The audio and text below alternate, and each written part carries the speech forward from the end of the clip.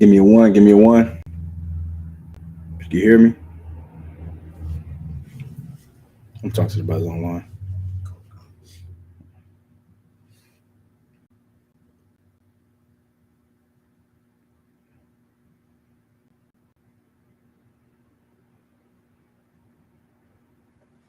Can you hear me? Good to go? Come. Solid. That's good. Clap it up.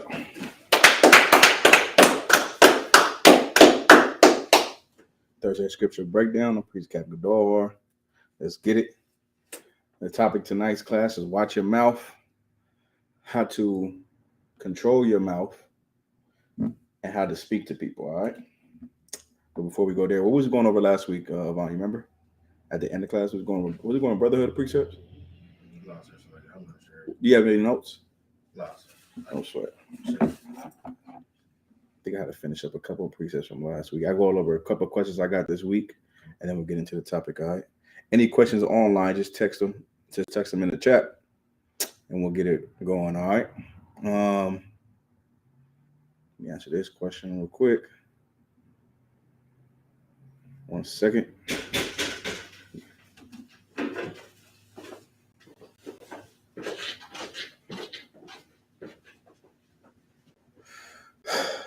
Brother want to know some precepts on hell and heaven. We'll get that. Why don't you just come on in?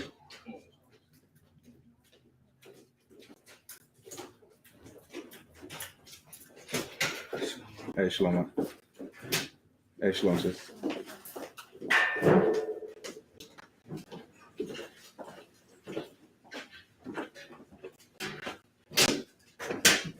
Good to go.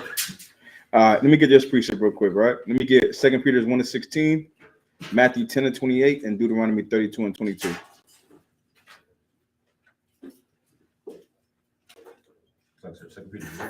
2 Peter 1:16. Let's go over a couple of hell precepts. Of course, everyone knows, you should know and hear heaven and hell. What is hell? According to the Bible, hell is a condition. Hell is something on earth, right? Hell is not a place under the ground where when you die, you go to and burn for eternity. That's not true according to the Bible. According to the Bible, hell is going to be right here on earth. Hell is a condition, the things you go through, the condition you're in. Y'all understand, right? What would heaven be? Go ahead. Kingdom of God. Where would it be? Israel. Where? On earth. On earth. There you go. Precept. Is it Matthew, sir? Yeah, pull it. You gotta prove. You gotta show me where hell and heaven is. I'll give you a precept in Deuteronomy as well about hell being on earth. Let's go to that first. Go to Deuteronomy 32:22. Deuteronomy 32:22. All right. The book of Deuteronomy, chapter 32 and verse 22. Mm-hmm. For a fire is kindled in mine anger. Why a fire is being kindled in the Lord's anger? What does it mean? What does that mean? What is the Most High saying? A fire is kindled in His anger. Go ahead. A passion. There you go. He's passionate. He's very angry. He's upset. Right. A fire is kindled in my anger. Go ahead. And shall burn unto the lowest hell. Right. And this what I'm feeling is going to burn into the lowest hell. The lowest hell. Y'all understand? What does it mean to be what does the lowest hell mean in this context? It shall burn into the lowest hell. Go ahead, sis. Lowest condition. To the lowest condition. Who's in those lowest conditions? Us. All right. Black and Hispanic people are on those lowest conditions. Y'all understand? Go ahead. And shall consume the earth with her increase. Mm-hmm. And it's going to consume the earth with its increase. Meaning what? The people that are under earth in that place are going to be consumed. You understand? Keep going. And set on fire the foundations of the mountains. Mm-hmm. I will heap mischiefs upon them. You understand? Keep going. I will spend mine arrows upon them. Mm-hmm. They shall be burnt with hunger and devoured with burning heat. You understand? That's what's going to happen to them. They're going to be burnt with hunger. And what else? And devoured with burning heat. And devoured with burning heat. That is the hell that the Lord is talking about. What's going to happen to these people? They're going to be oppressed. They're going to be in poverty. They're going to be starving. They're going to be poor. You know what I mean? They're going to be in need. Those are the people in hell. Imagine being in hell in your regular life all day, every day, and then dying and going to hell. You understand? That's not true according to the Bible. Being birthed into a condition that is undesirable is the hell that you're living in. Y'all understand? Good to go. Give me 2 Peter 1:16. So like, sir, I got the precept. Matthew, Yeah, go ahead, read it for me. come on.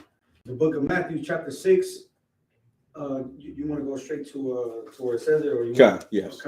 6 and 10. Mm-hmm. Thy kingdom come. Thy kingdom come. Go ahead. Thy will be done in earth. In what? Earth. Where is it gonna be? Earth. Go ahead. As it is in heaven. Y'all understand, right? That's where that's gonna be. Where will the kingdom of heaven be? On earth. Where will hell be? On earth. Y'all understand, right? Everyone's hell is different. Some people are living in a worse hell than you are. You'll look at your situation and be like, I'm in hell, and then there's someone else that's in a worse condition than you. Y'all understand? So where did this come from? Where did hell come from? Where did the idea of hell come from? Let's get some history, right? The idea of hell came from a book called what? Anybody know? Dante's Inferno, right? A divine comedy. It was a comedy. It was a sketch. You know what I mean? That's where it came from. In the 1300s, this cat named Dante had a dream about hell. And in his dream, when he woke up, he wrote about his dream. He wrote about what hell can be. He wrote about it so much so that they liked his story of hell, and they grafted it into the Bible. Meaning this, not grafted into the Bible, meaning they used it as doctrine that'll be taught in the churches. You understand? That's what it was. You had two groups. I'll read it for you. You had two groups. There was a war. Hold on 1 second.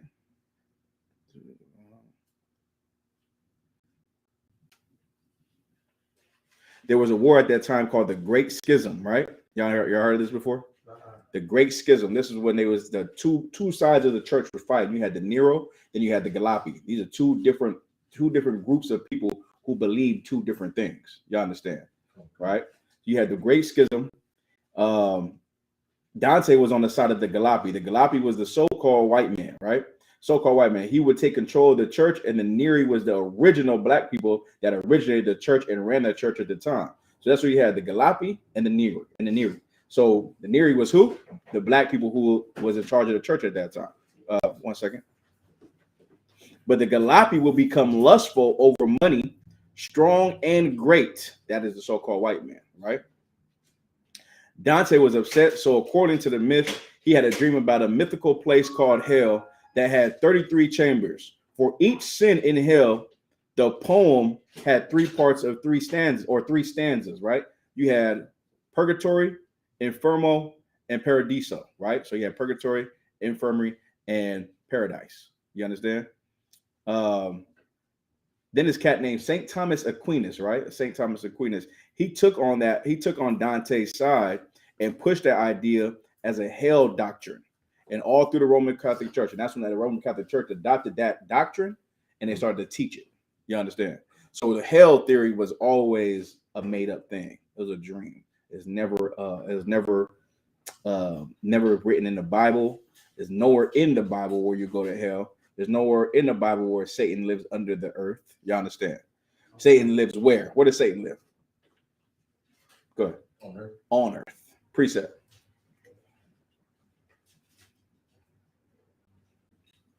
Precept. What's the precept?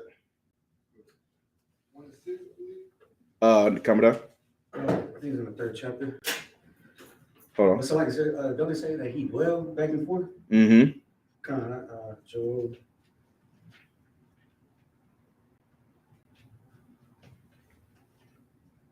Hold on 1 second. I'll rephrase it for you. For your adversary, the devil, right? Y'all remember that one? Okay. Hold on 1 second. Let me pull it. 1 Peter 5 and 8. 1 Peter 5 and 8. Pull it real quick. The book of 1 Peter, chapter 5 and verse 8. Mm-hmm. Be sober, be vigilant, because your adversary, the devil, as a roaring lion, walketh about, seeking whom he may devour. Mm-hmm. Verse 9. Whom resist steadfast in the faith, knowing that the same afflictions are accomplished in your brethren that are in the world. Where's that one where he says your adversary, the devil, walking to and fro? You know what I'm talking about? Is that Job 1 and 6? Is Job? Let me hear. Job 1 and 2. 2 and 1. I think it's Try Job 2 and 1.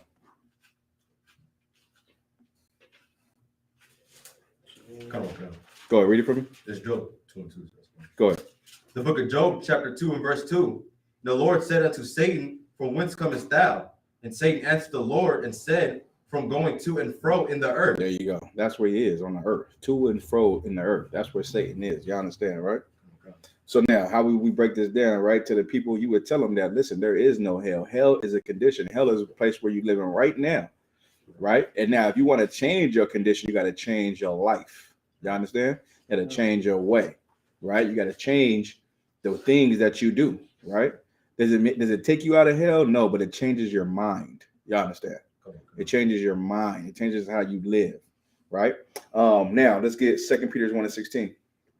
The book of 2 Peter, chapter 1 and verse 16. Mm-hmm. For we have not followed cunningly devised fable. That's what this is. It's a cunning, devised fable. What does the word cunning mean? Come on. Skillful. It's a skillful lie that was told to the people. And because we don't read or study, we just fell for it. We fell for believing that what? Hell was real. You understand? We fell for believing that there was a man with horns under the ground that was in a place that was going to burn forever. That's not real. You understand? Give me Matthew 10 and 28.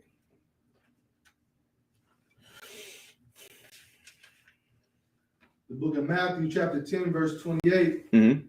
And fear not them which kill the body, but are able to kill the soul, but are not able to kill the soul. Fear them that can what? Fear them which. It's like, don't fear them what? Fear not them which kill the body. Right. Don't fear them that can kill your body. Go ahead. But are not able to kill the soul. Mm-hmm. But rather fear him which is able to destroy both soul and body in hell. Right. That's where the Most High can destroy your soul. Right here in hell. You understand? He can do it right here. You don't gotta. He can destroy your soul. He can destroy your body right here. That's what you need to fear. So the Bible's saying, what? Fear God. Don't fear nobody else. You know what I'm saying? Hold on 1 second. Let me get Ecclesiastes 3 and 16. And let me get Psalms 18 and 4. Sorry, sir. Ecclesiastes 18 and 4.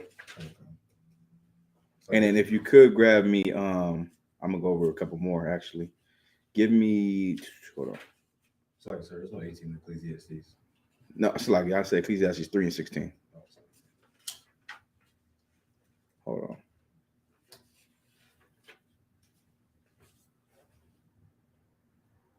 Okay, go ahead. The book of Ecclesiastes, chapter 3 and verse 16. And moreover, I saw under the sun the place of judgment. Right. What's reading from the top? The book of Ecclesiastes, chapter 3 and verse 16. Go ahead. And moreover, I saw under the sun the place of judgment. Right. So now in Ecclesiastes, who wrote this Bible? Solomon, right? Solomon wrote this book. He said, I saw under the sun. What? What did he see under the sun? I saw under the sun the place of judgment. What is under the sun? Sis. Earth. Right? That's what's under the sun. Earth. He said he's seen under the sun the place of what? The place of judgment. The place of what? The place of judgment. Right. So if you're going to get judged, where are you? Go ahead. On earth. You understand? That's where you get judged. Go ahead. That wickedness was there. That wickedness lives on earth. Go ahead. And the place of righteousness, that iniquity was there. Right. And in the place of righteousness, that iniquity was there as well. Go ahead. Verse 17. I said in mine heart, God shall judge the righteous and the wicked. Mm-hmm. For there is a time there for every purpose and for every work. That's where the people get judged at. You understand? You don't get judged and put in hell under earth, right? You can't dig up the earth and get to hell. The Lord said you get judged right here. This is where you get your judgment, whether it be righteous or whether it be evil. You understand? So like whether it be good or bad, I should say. Righteous is just correct. So you can get a righteous judgment even if it's a bad, in a so-called bad judgment. Give me Psalms 18 and 4.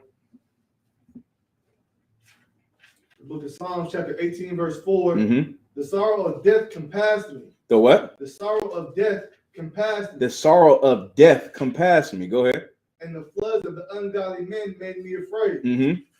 The sorrows of hell compassed me about. Go ahead. The snares of death prevented me. Mm-hmm. In my distress, I called upon the Lord and cried into my power. He heard my voice out of his temple, and my cry came before him, even into his ears. Right. So David, right? This is King David. And what is King David going through right now, Kratizer? Hell. Hell. How? What is he going through? Some type of sorrow and distress, sir. Right. This is what he's going through. He's on the run from his enemies.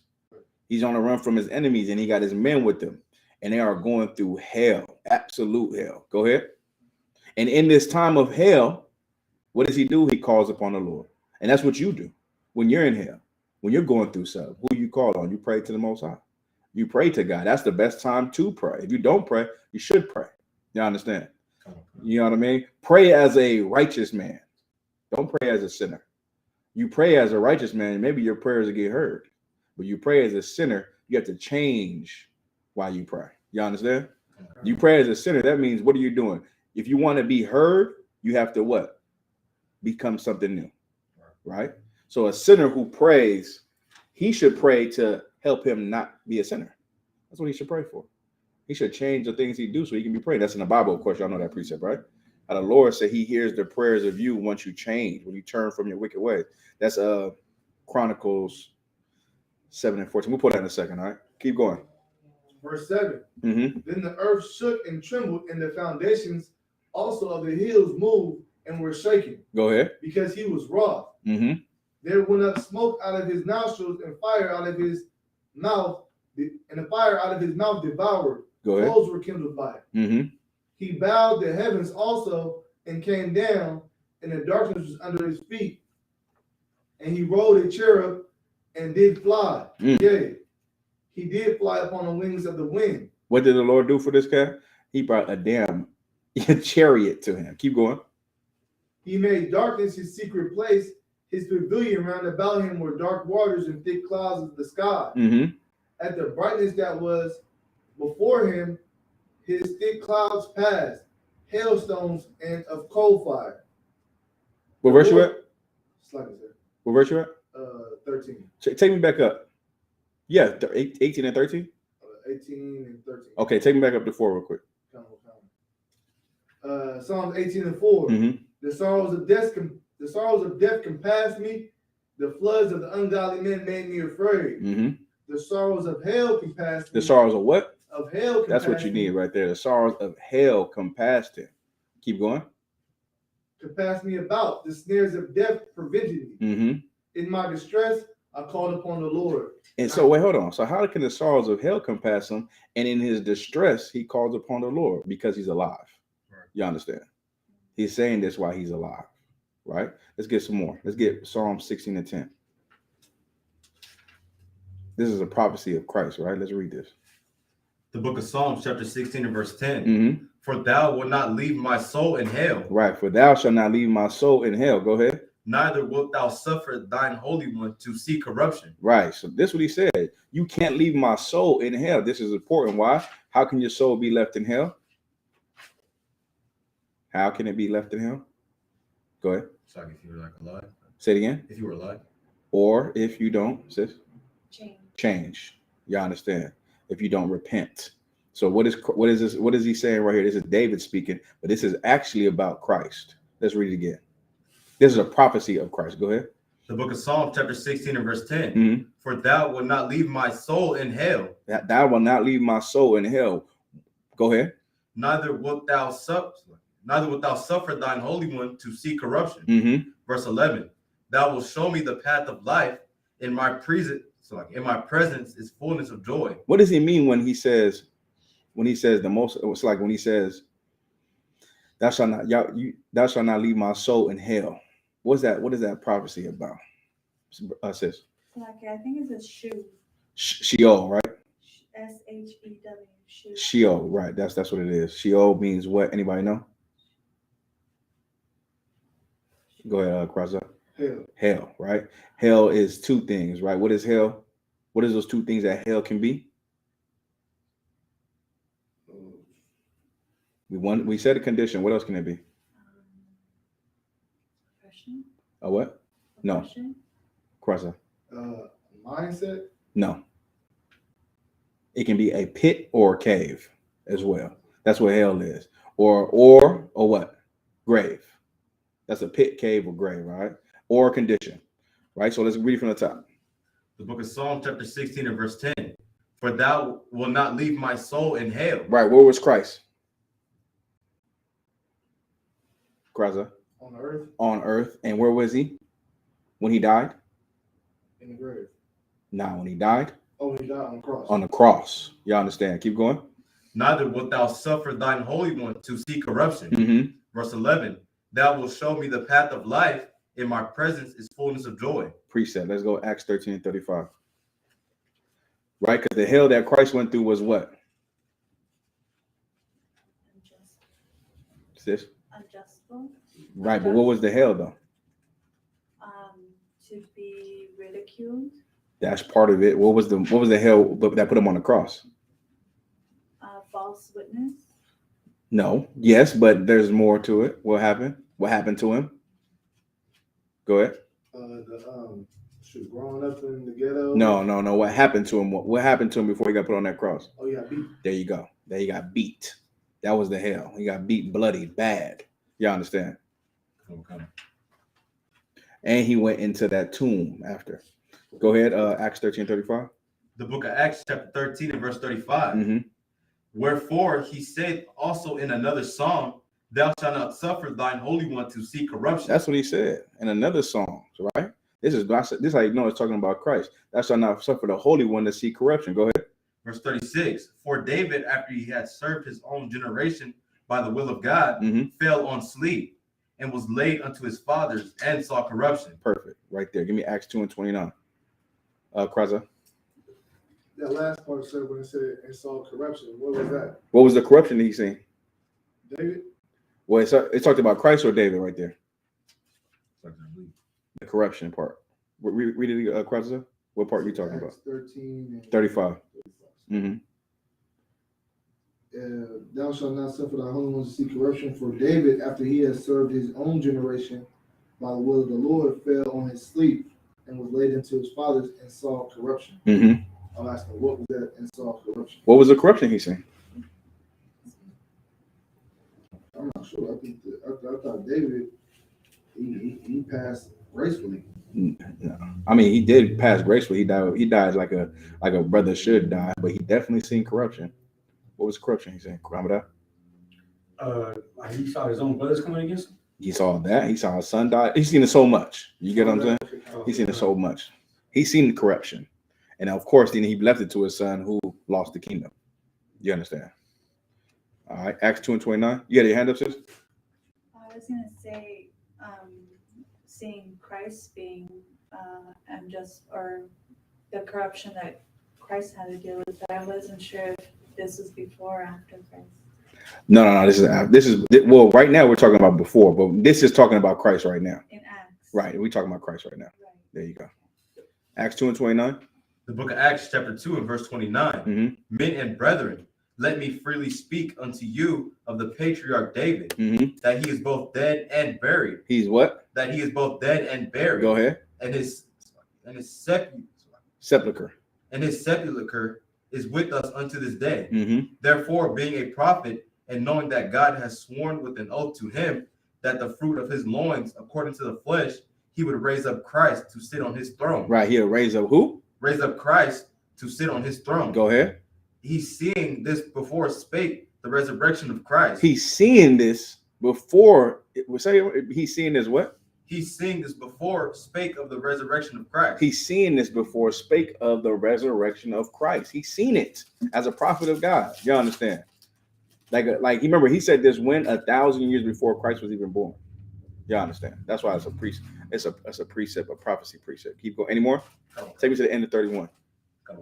That his soul was not left in hell. His soul is not left where? In hell. Mm-hmm. Neither his flesh did see corruption. You understand? Any more? That's it. Coming down. So like, is this where it says that he is both dead and buried? He's speaking about Christ. Well, who's both dead and buried? That was speaking about David, right? Read that part again, where he's both dead and buried. Let me freely speak unto you of the patriarch David, that he is both dead and buried. Go ahead. And his sepulcher is with us unto this day. That's what he's talking about. He's talking about this is who wrote the book of Acts? Paul. Okay. This is Paul speaking on David's behalf. Okay. He's a prophet. This is a precept that he's talked about in Psalm 16 and 10. Okay. That's David speaking at that part. But Paul is reiterating it in this precept about what he said 1,000 years ago about what would be Christ. That's how he's trying to preach to the brothers. how this is the man. The Christ was the man to follow, and that he got his teachings from Christ or from the brothers who learned from Christ. You get what I'm saying? So he's telling them about it, and he's showing them, look at it. The David talked about this 1,000 years ago. You get what I'm saying? He's trying to show them like this is the Messiah. This is the brother. Like what them brothers is teaching us, that's what we need to follow. So he's showing them the prophecy back then. You understand? All right. Any more? All right, good to go. All right. One more time. Let me get Psalms 22 and 16. Did we read that? No, sir. Let's get Psalms 22 and 16.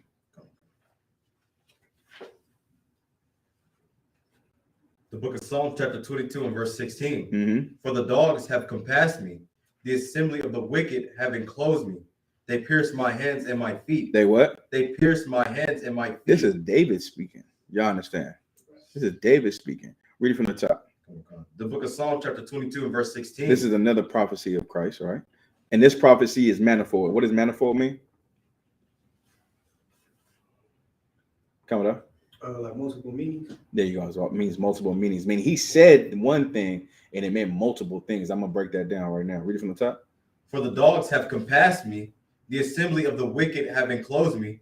They pierced my hands and my feet. They pierced my what? My hands and my feet. Go ahead. Verse 17. I may tell all my bones, they look and stare upon me. Mm-hmm. They part my garments among them and cast lots upon my vesture. Go ahead. And they cast lots what? Upon my vesture. What is your vesture? What is a vesture? Sis. Your garment? Yeah, your clothing. So they planned on killing him, and then they gambled on who was gonna have his garment. Meaning what? They for sure knew they was gonna kill him. You understand? What is happening to David? He's on the run from who? Saul and his men. You understand? Because Saul had hatred towards David. You understand? So he is the king of Israel, and he wants to kill David. And the loyal men to David are with him. They're not many of them, but they're with him. They're riding with him. You get what I'm saying? And they're on the run. They're gone. And he's writing these things, talking about what's happening to him. Go ahead. Verse 19. But be not thou far from me, O Lord. My strength, haste thee to help me. Stop right there, right? So what's happening right now? This precept, meaning right this, right? This precept is talking about Christ, and it's talking about what David is going through. So Saul was trying to kill David, right? David going through hell, hungry as hell with all his men. He had 600 men, right? He had 600 men with him. The priest during that time gave David what? Go ahead. The showbread. And what happened to them? They got put to death. They got put to death. You understand? They gave him bread because he was what? Hungry. He was starving. And it's better to sacrifice than to kill. That was a precept that Christ said in the future, speaking about that time of them giving him the bread when they know they shouldn't have done it, but it was better to sacrifice than to kill. But instead of letting the priests live for doing the right thing, they killed them because they was being what? Disobedient. Not disobedient. Raise your hand now. It wasn't being disobedient. They was what? Coming out? They were being brotherly. No, not brotherly. No, I'm talking about the people that killed the priest. What were they so being? Like, Go ahead. It was wicked or evil. There's a word for it though. Coming out. I'm a crasa. Unbrotherly. Unbrotherly is a better word. They were being over righteous. You understand? That's what they were being. Over righteous. Not mean over righteous doesn't mean they were being righteous to the utmost. You understand? Yeah. Over righteous meaning they were being evil to the littlest thing. You get what I'm saying? Like imagine like you came into work late, and I'm like, coming down late today. You get what I'm saying? Yeah. Instead of like just giving you a pass because I'm the assistant manager. You get what I mean? Imagine I'm like, I gotta go tell you every time you 2 minutes late. That's what these cats are doing. That's what it was. Go ahead. I said, like, I was gonna say, is that like when General Muhammad be saying like, like he be saying like fake Israelites could be trying to hurt people with the law? That fake Israelites hurt people with the law? Yeah. So it's like that. But give me an example. What do you mean? Like like they make it personal or something like that.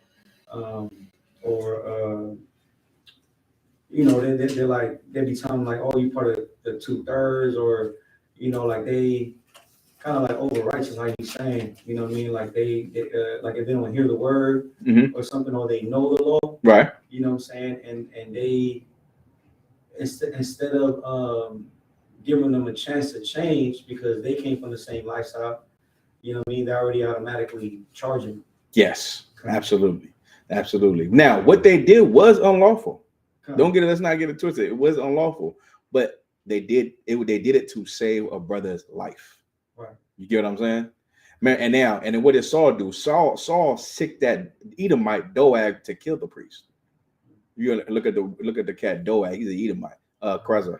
I was gonna ask, so the precept that says it's better to sacrifice than to, it's like you just paraphrased it. It's better to sacrifice than to kill. Than to kill. Mm-hmm. So meaning like, what does that mean as far as sacrifice? Wait, did I paraphrase it right? It's better to be obedient than to sacrifice. Excuse me, that's what I meant to say. That's 2 Samuel? Yeah, 2 Samuel. Kind So what does that mean as far as the sacrifice part? With David? Yeah, so like are they saying that the priest sacrificed? Is it better to be obedient than to sacrifice? What did the priest do? They seen the brother needing to. But what did they do? They gave David the showbread. Meaning, what did they do though? They hit the brother? Sis? They were obedient. Commodore? They broke the law. Yes. And what did they do though? Go ahead. Were they being over righteous? No. So like when you say what did they do? You mean the brothers that gave the brother that gave David the showbread? What did they do in hindsight? Kreza. Sacrifice their lives for the sake of the brother. There you go. They laid down their life for him. You get what I'm saying? Even though what they did was unlawful, right? They rather him live, and they took the billet for it. They died. You understand? Right? So let's get 1 Samuel 21:5. This is a precept. This is the precept that you would need for what we're talking about right now. And also, let me get 1 Samuel 22:18. Okay. So in this precept, what is David talking about? David is talking about being shot with arrows. That's what it means. They pierced my hands and my feet. You understand? When it says he pierced his hand and his feet, he was literally getting shot with arrows. Go ahead. So like, is there another thing too where it said that they cast lots for his vesture, for his garment? Mm-hmm. But you said that that was also speaking about Christ. Yeah, it's manifold. Because I was gonna say because they did the same thing for Christ's garment too, right? Yeah, kind of. They so, sure like, did. So that's what he was talking about. Yeah. Oh, okay. Yeah. What David was talking about? No. Yeah, King David. No, what he was talking about is what he was going through. It just happened to mean that Christ went through the same thing. Oh, okay. You get what I'm saying? Like he wasn't saying this meaning this is going to be for Christ. Yeah, he was talking about his own life. Oh, okay. It just happened to be a prophecy that happened to Christ as well. You get what I'm saying? So in that precept, David's talking about being shot with arrows, right? So let's go to 1 Samuel 21:5 for the precept we're talking about. All right. I got it, sir. The book of 1 Samuel, Hold chapter on 1 second, 21, verse 5. Mm-hmm. And David answered the priest and said unto him, of a truth women have been kept from us about these 3 days, Mm-hmm. since I came out, and the vessels of the young men are holy, and the bread. Wait. Slack it from the top. Verse 5, sir? Yes. Come on. 1 Samuel 21:5. And David answered the priest and said unto him, of a truth women have kept from us about these 3 days, since I came out, and the vessels of the young man are holy. Go ahead. And the bread is in a manner common. Yea, though it were sacrificed this day in the vessel. So the priest gave him hollow bread, for there was no bread there but the showbread. Right, go ahead. That's it, right? There's more on this. Keep going. That was taken from before the Lord to put hot bread in the day when it was taken away. That's it on this. Solid. So that's the story we're talking about. Oh. Of them giving David the the showbread, right? Okay. 1 second. Let me get 1 Samuel 22:18. The book of 1 Samuel, chapter 22, verse 18. And the king said to Doeg, turn thou and fall upon the priest.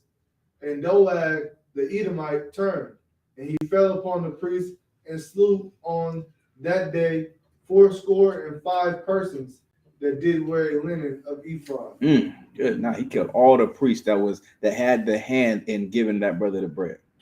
You get what I mean? An Edomite. You understand? So now, and we got to pull one. I had to pull one more precept. Did I pull 1 second?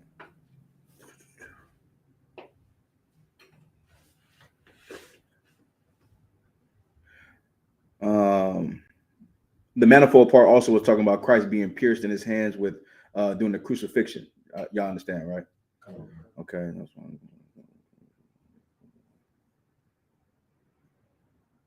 1 second. There's another precept I had to pull. Okay, now we're good to go. What was your questions? Sis. I just want to clarify. So David was before Christ. Yes. Okay. And then lots means like bets. Casting lots? Yeah. Yes, casting lots is like a Betting. it's a form of gambling biblically. You get what I mean? So like in the story of Jonah, is it Jonah? In the story of Jonah, they cast lots to find out why was this boat shaking so hard, or the ocean shaking so hard. They all came to the conclusion that the boat was shaking because someone on this boat the Lord is against. So they cast lots to find out who was the man. You know what I mean? Like, let's imagine I think they picked straws in there. I always think about they picked straws. They picked something, and the person who picked the short one was the one, and Jonah picked that one. They grabbed him and tossed him overboard, and then the seas was calm again. So like that, I was gonna say, he asked for them to toss him, right? No, he knew. No, but I said Jonah said, toss me overboard. I think so. Yeah, I think so. He said, toss me overboard. Yeah, because he was conflicted. Okay. You know what I mean? He knew that there was a reason why that boat was going that way. All right, good to go. I think that's it on that. Yeah, that's it on that. All right, comment across there. So I did have a question, sir. So the law is that the showbread is only for the priest to eat. Yeah, in the law, right? So a brother can't eat the showbread at all. A brother that's not a priest can't eat the showbread. Right. You can't eat the priest if you can't eat the bread if you're not a priest. So like, you know how we do the Sabbath service. So right. If the brother is to come in, eat some showbread, that's unlawful. He's a trooper. No, I'm saying the trooper. So any priest. Any priest, yeah. Okay. Come on, you're a priest, you can eat the bread. But we don't ever eat the bread. Anybody no one eats the bread, huh? Go ahead, come with that. I was gonna say, sir, for instance, like if a brother comes through and then he sees the bread, he's like, damn, I'm hungry. Like we could feed him the bread? Yeah, we should have food here. Okay. You get what I'm saying? You should have some food here. But you would have to ask Taiwan ISIS on 1 or 2. They might be in the procedures not to eat the showbread. I'm not sure. You know what I mean? Ask them for sure because they got the procedures. But I don't ever see no one eat that showbread. But if a brother is hungry, then we just go get him some bakers. It's across the street. Right? Go ahead. Can you describe the showbread? The showbread, it's just French bread. Yeah, it's just French bread. And back in the time, they would make the bread. You get what I mean? They would make the bread and cook it up. And today we just use French bread, right? Yeah, from the bakery. Yeah, exactly. It's not baguettes. It's literally French bread. The closest thing to it. All right. Solid. So we good to go on hell. Any questions? I'm about to get into this topic. Kraza? I did have a question, sir. Romans, I just need a breakdown. Romans. I believe 9 and 7 on down to Romans 9 and 7.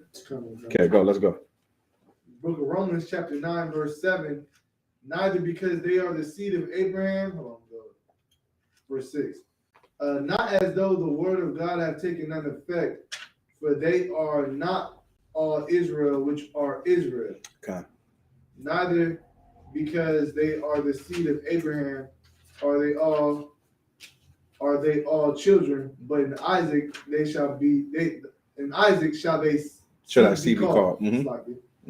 That is, that which are the children of the flesh, these are not the children of God. There you go. But the children of the promise are counted for the seed. For this is the word of promise. At this time will I come, and Sarah shall have a son. What's your question? My question is, okay, They not all Israel was all Israel. You know what that means? okay. They were saying that I'm just trying to get a breakdown of it because I know the precepts of Amos 3:1 and stuff like that. That the Bible is talking about us, but Okay. I just want to know what it means because a Christian would say that this is some Israelites can be saved. Some Israelites what? I mean, some like Israel's. Damn, what did he say? I'm trying to think of how he told it. I'll break it down for you. How about that? So like read from 9 to 7 one more time. It's like it says 6. Start at 6. Romans 9 and 6. Mm-hmm. Not as though the word of God had taken none effect, for they are not all Israel, which are Israel. Right. So now they are not all Israel, which are Israel. Meaning what? What's that mean? You know? I would say that in the time that people who are dwelling in Jerusalem, Mm-hmm. and there's people that are dwelling outside of Jerusalem, they are not all the same. That's what it's saying. Like talking about that sense. In what sense? You said it, but you didn't say what. They're not in the same. They're not the same. What? Like if I said them is the homies, they ain't the homies, man. So What would that mean? I don't know how to explain it, but I get it. You get what I'm saying, right? So that's the same. That's the same concept. Meaning what? They're Israelites. They're all Israel. So like what did it say? They are not all Israel, which are Israel. They are not all Israel, which are Israel. Like we Israel. Then there's other brothers who are Israelites, but they're not Israel.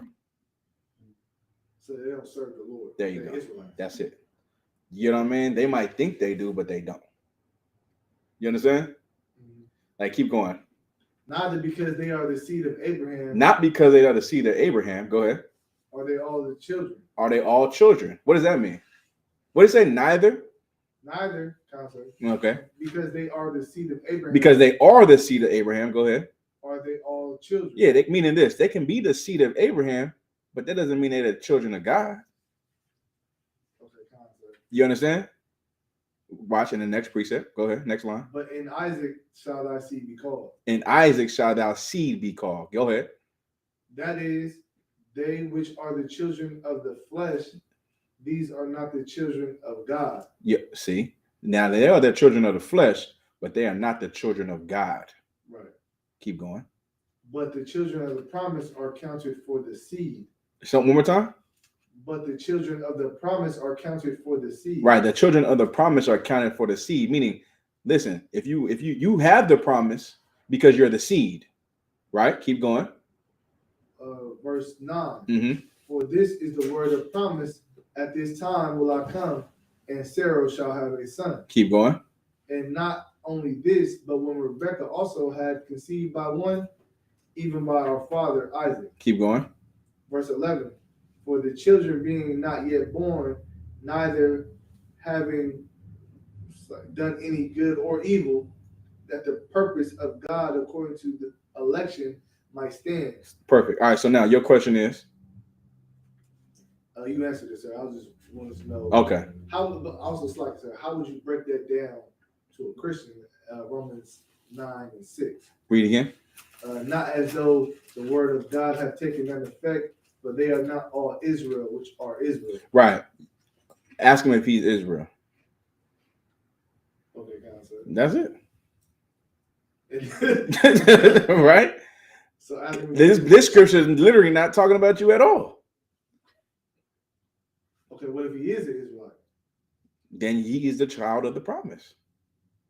But okay, so this is what it is though. Christians will use this precept and be like, see, now all Israelites and Israelites. Mm-hmm.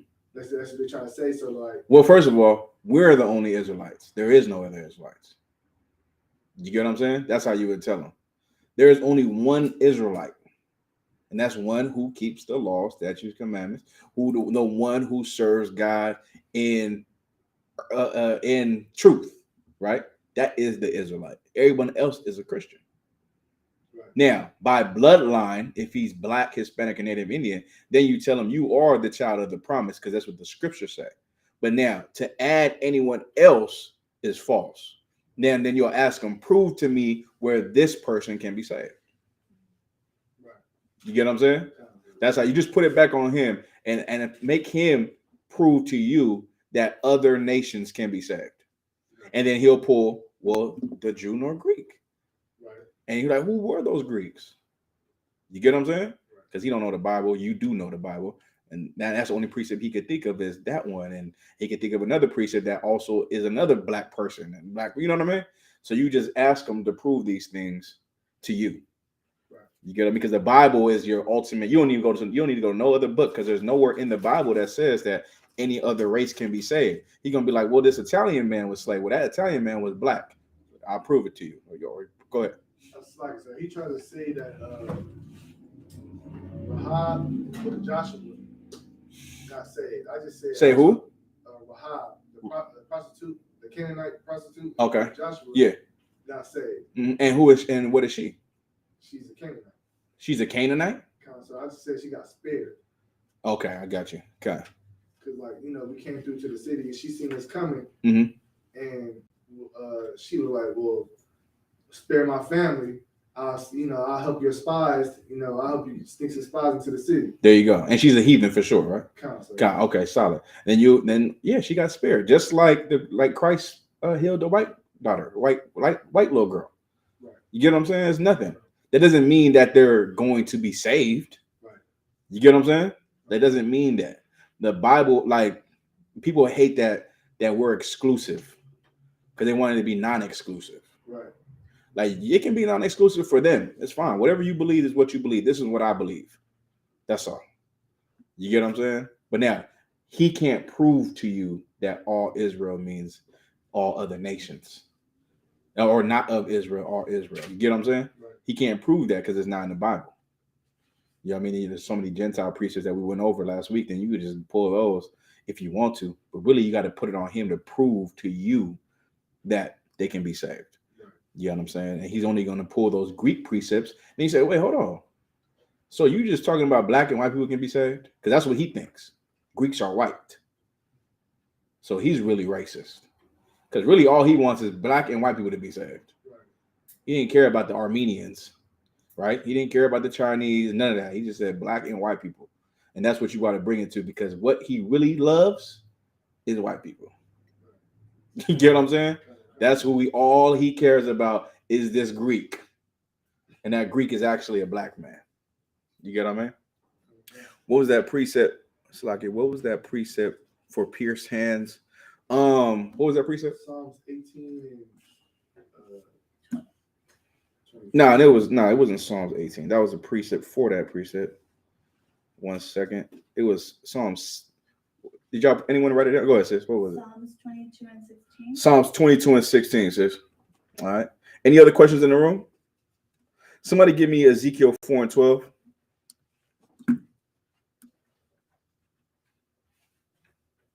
Since I had, I think it's a brother, Salakia brother. Some understanding on Ezekiel 4 and 12, where the prophets get instructions to make cakes with dung. Hold on, let me read the rest of the precept. Where the prophets get instructions to make cakes with dung that comes out of a man. Let's pull that real quick. Let me see what you're talking about. the book of Ezekiel, chapter 4, verse 12. Mm-hmm. And thou shalt eat it as barley cakes, and thou shalt bake it with dung that cometh out of men in their sight. Go a couple verses up. Verse 10. Mm-hmm. And thy meat which thou shalt eat shall be by weight 20 shekels a day. Go ahead. For this time, from time to time shalt thou eat. Mm-hmm. Thou shalt also drink water by measure. Mm-hmm. A sixth part of hin from time to time thou shalt drink, and thou shalt eat barley cakes, and thou shalt bake it with dung that cometh out of a man God damn. in their sight. Go ahead. And the Lord said, even thus shall the children of Israel eat their defiled bread among the Gentiles, whether I will drive them.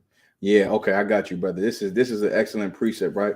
And this is if you know about anything about Haitians, I learned about this in the school. Haitians eat mud pies. Y'all know what mud pies are? Anybody know? Raise your hand if you know what a mud pie is. Is it Go ahead, Cressa. It's like, is it just mud and they bake it, sit out in the sun? Yes. Yes. That is a mud pie. You like if you think about mud pie, you think it is chocolate cake. You think it's like chocolate cake with a lot of black, like chocolate frosting. That's what I thought a mud pie was. Mud pie is literally dirt and water heated up and ate. And Haitians ate that. So what this scripture is talking about is literally mud pies. And what they're doing is literally eating the earth. You understand? And people back in that time would what? They would use the restroom right there. Some of them, you get what I mean? They would do that. And because they weren't Israelites, they wouldn't be proper with it, meaning dig it in the earth. They would just do it and leave it. You understand? Science tells you, the Bible is very scientific, meaning in health, in how you eat, in exercising, in 1,000 ways. The Bible is scientific. The Bible is, the black people created showers. You get what I mean? Taking a bath. White men don't take a bath. Go look on YouTube and TikTok and ask women. No white women talk about they don't even wash their body. And they take a shower every 3 days or something like that. It's disgusting. Black people created these things. But what this scripture is talking about, brother, is literally mud pies with that, what people would eat. Because why would they eat them? Not because they want to, because they was poor. You understand? They was so poor that they made mud pies. Somebody look at mud pies. Haitians and mud pies. What is a mud pie? Somebody look that up when you get a chance, and we'll just read it. All right. Any other questions? Good to go. All right. Let's get the first precept of the topic. Today's topic, which is watch your mouth. All right. Watch your mouth. Right. I don't know if y'all. I'm talking about something very specific, and I'm gonna talk about it on One West Radio. Shout out One West Radio. We be going in today. Copy it up for that.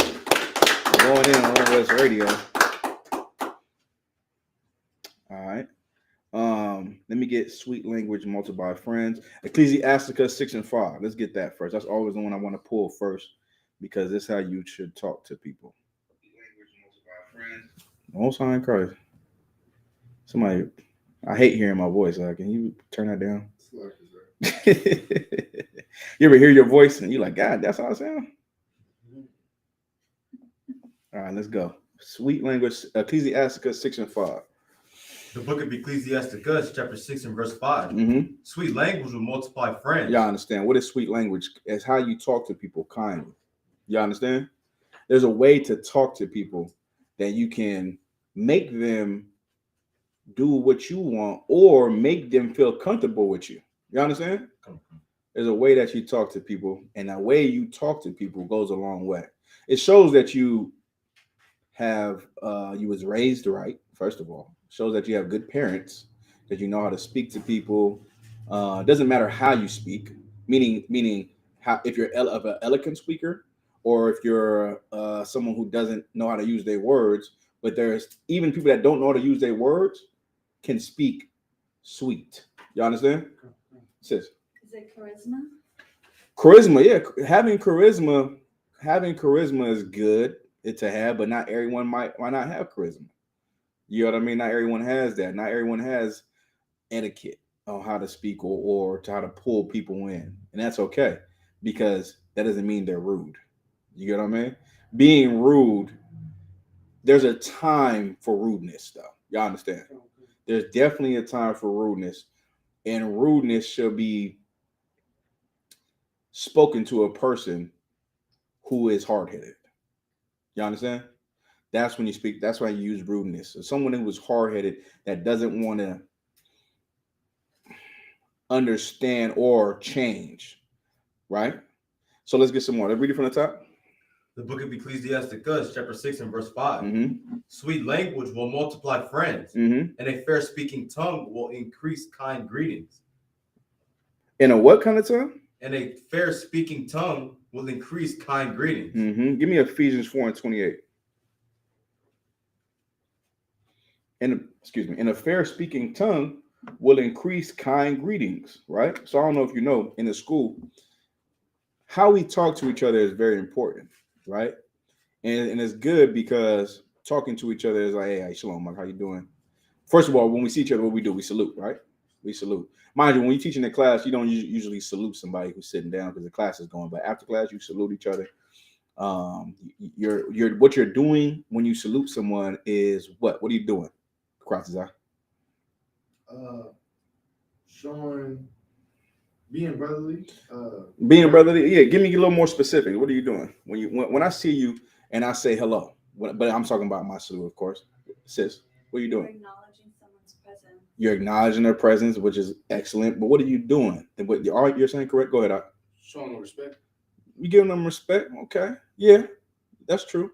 Avant? Sorry, I was gonna say this. Anybody else? Go ahead.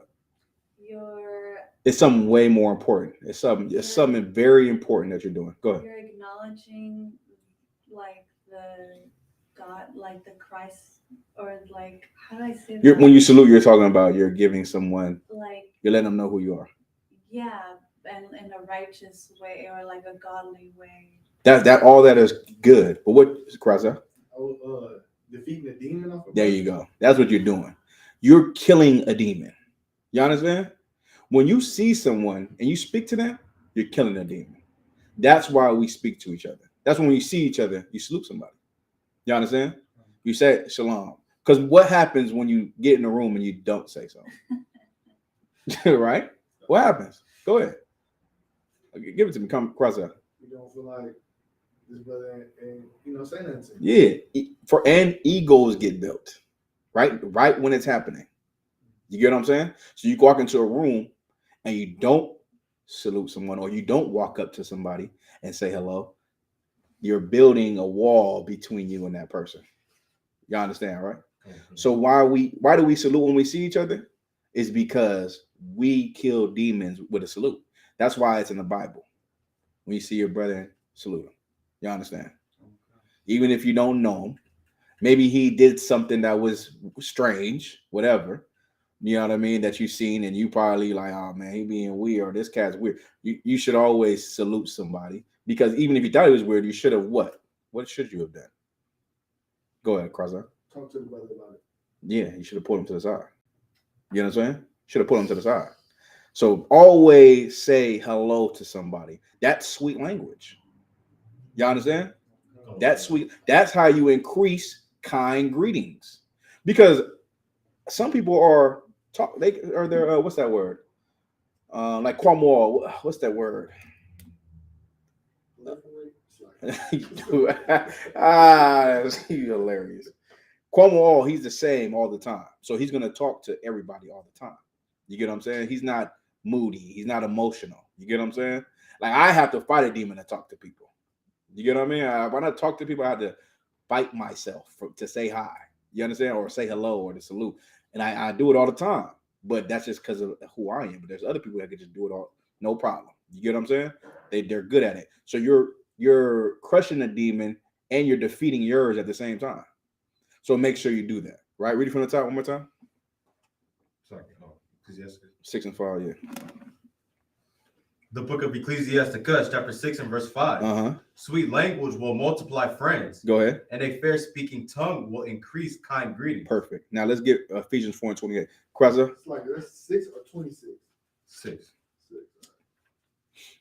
What verse you at? That was Ecclesiastes. What? 6 and 5. Come on. 6 and 5. Ephesians 4 and 28, sir. Mm-hmm. The book of Ephesians, chapter 4 and verse 28. Let him that stole steal no more, but rather let him labor, working with his hands the thing which is good. Keep going. That he may have to give to him that needeth. Verse 29. Let no corrupt communication proceed out of your mouth. What kind of communication? Let no corrupt communication proceed out of your mouth. Look up the word corrupt. Look up the word corrupt real quick.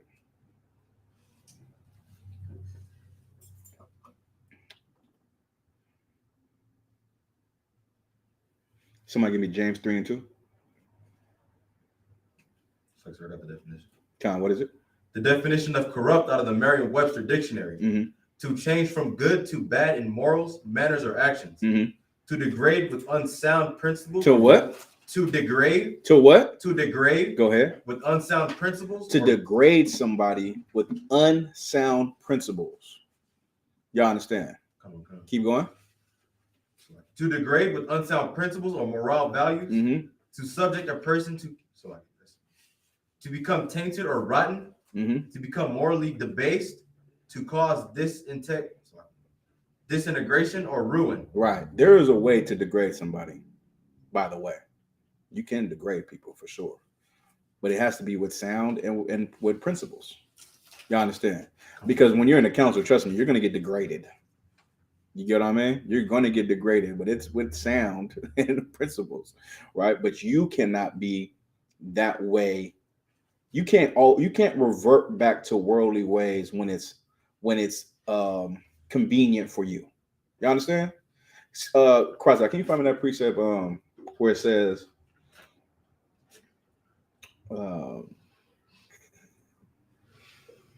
give an occasion for the flesh? You know what I'm talking about? Right? You can't go back to convenience when you're angry, when you're upset, when you're sad, when you're mad, when you even when you're happy. Sometimes you say things when you're happy that you don't say usually. You get what I'm saying? So you want to be careful, right? Read from the top again. Ephesians 4:28. Mm-hmm. 4 and 29. The book of Ephesians chapter 4 and verse 29. Let no corrupt communication proceed out of your mouth, but that which is good to use of edifying. Say that, but that is good to what? To the use of edifying. Right. So even when you're checking somebody, that's good. You tell someone how they're wrong because what they're doing, you're giving them some education about themselves. You understand? You're educating them on how they should be and how they shouldn't be, what they should say and what they shouldn't say. Crosser. Galatians 5 and 15. Go ahead. For brethren, ye have been called unto liberty. You have been called into what? Unto liberty. Go ahead. Only use not liberty for an occasion to the flesh. Y'all understand? You've been called into liberty. Liberty means what? Go ahead. Freedom. Freedom. You've been called into freedom. What is it? How you been called into freedom? Sis? By being in the truth. But what does it mean to be called into freedom? What is that when in this context? What does that mean? Go ahead. Hearing the truth and like following it. Yeah, I'll get that to you. Right. Being called into being, what do you say? Called into freedom? Being called unto liberty. Being called into liberty, meaning what again? Called into the truth. But Kraza? I want to say you can choose to do what you want to do. Choose to do what you want to do. No. Meaning like the freedom is knowing the law. You get what I'm saying? So like this, you've been called into freedom. So now your freedom is you know how to live now. You know how to speak, you know what's right, you know what's wrong. You get what I'm saying? That's what being called into liberty means. Okay. Keep going. Only use not liberty. But now only use not liberty. Go ahead. For an occasion to the flesh. Mm-hmm. But by love serve one another. You understand that? So now even in your knowing how to live, don't give yourself away to for your occasion of your flesh. How would you do that? You would use your freedom to be, how you say this? No, you would use your freedom to be worldly in this sense, right? I know more than you, so you don't even know if I'm right or wrong. You get what I'm saying? That's how you'll do it. I know more than you, so now I can just abuse you with realness or fakeness. That's what that means, right? It's just to be